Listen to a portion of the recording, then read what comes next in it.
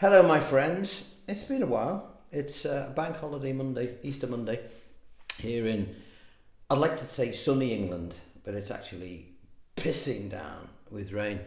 I was going to go out today in the for a walk, but it was out of the question. I think a small boat is more appropriate for today's weather. But anyway, we digress. So I thought I'd sit indoors and show you a couple of little things, a couple of cheats really. Stuff that we may have touched on, but I don't think we have. My brain's going and getting old. Every professional guitarist, everyone, knows how to cheat, okay? Now, they learn how to do it the hard way first, and then they realise there are much easier ways of doing, the right thing. I'm going to give you a couple of examples very quickly, because I don't want to, spoil your holiday if you're living in sunnier parts of the world. So let's have a look at this. Now, this only involves moving two fingers, all right? We're going to play the chords G, C, and F, okay? Now, F is a pig chord, and everyone hates F. When I was a kid, we'd have to learn to play C like this. It's the right way to play it, if you're only going to use 5 strings, is like this. An F is a pig because it's got a bar, and usually at that point people would give up the guitar and go and learn to play the flute or something. And then the other chord was G. But you look at the movements: C, F, G. Yes, of course there were abbreviated versions in books like this, which are all right, but they don't sound too hot. So what I'm going to do is show you a cheat that most guitarists use all the time, and they actually sound great. And you can play millions of songs just moving 2 fingers. So let's play our G like this, okay? Not like this with these 3.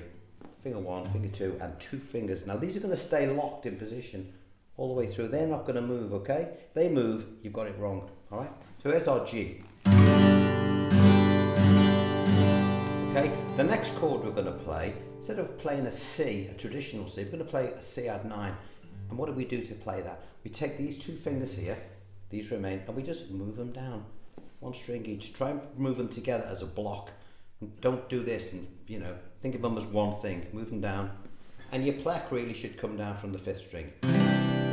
Now, when we're strumming like mad, showing off, we're going to hit the 6th string. So how do we avoid hitting that 6th string? This is things you need to know. All you've got to do, a couple of ways of doing it. This finger that's on the 5th string, just sit it on top of the 5th string. So the tip of the finger here just touches the 6th string, and then you can... Sounds great. If it didn't do that, it would sound like this. Not so great. Okay, so we've got our G, we've got our C add 9 with our finger just touching the tip. And now the next chord we're going to play is a substitute for an F. So it's a bit like a D minor with an added F, or an F6, or whatever you want to call it. What are we going to... Doesn't matter what it's called. Really doesn't matter. Watch this. You can always find out on a book or something. Take the same 2 fingers and move them down again. Again, make sure that this finger is touching the 5th string here, because we don't want to whack that. How do we get rid of the 6th string from ringing out? Well, we just get our thumb and we just literally just don't do this and make a big thing of it. Just let it rest on top as if you're hanging your hand like that. Okay? I do that all the time, because there's loads of short chords you don't want to hear that string. So we've got the G, we've got our C add 9, and we've got our F6. See the way I was pressing that down too much and you go hit that weird note? Avoid that, just touch the string like this. G, C add 9, and the F6. So what can we play with it?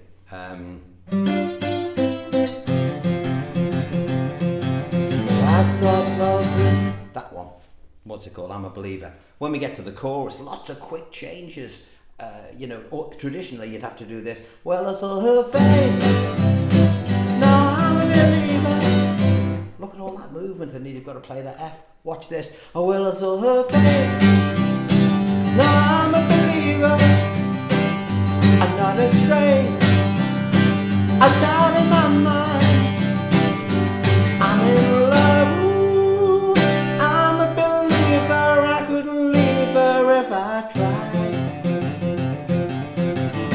Now there's a D thrown in that song, but other than that, the tricky bit that everyone used to struggle with is the G to C to F. Well, of course, if you do it that way, dead easy. What about if you wanted to play? It's been a hard day's night, and I've been working like a dog. See the way I did that?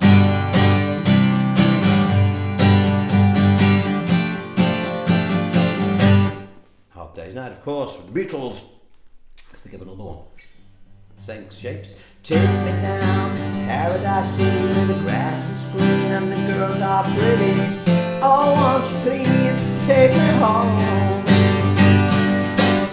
Okay, so you've only had to move 2 fingers. You've had these 2 locked in position all the time. So there's our G. Here's our substitute for C major, C at 9, which sounds great. And here's our substitute for the F, where we move these down. And just try not to thump the 5 and the 6.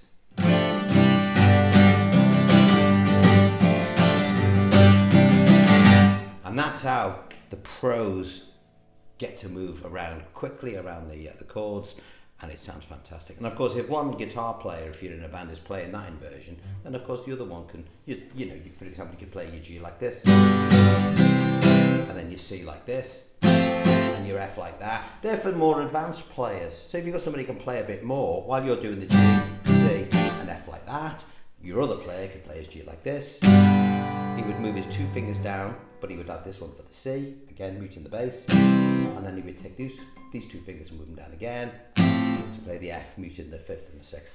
Always maintaining that little finger. We'll do that next time, all right? But it was a little bank holiday cheat that I thought you might like to know while I'm bored shitless. And on that note, actually the sun's starting to peep out, so I'm going to see if I can get a bit of a walk going. In the meantime, it's good to see you again. See you soon. Bye-bye.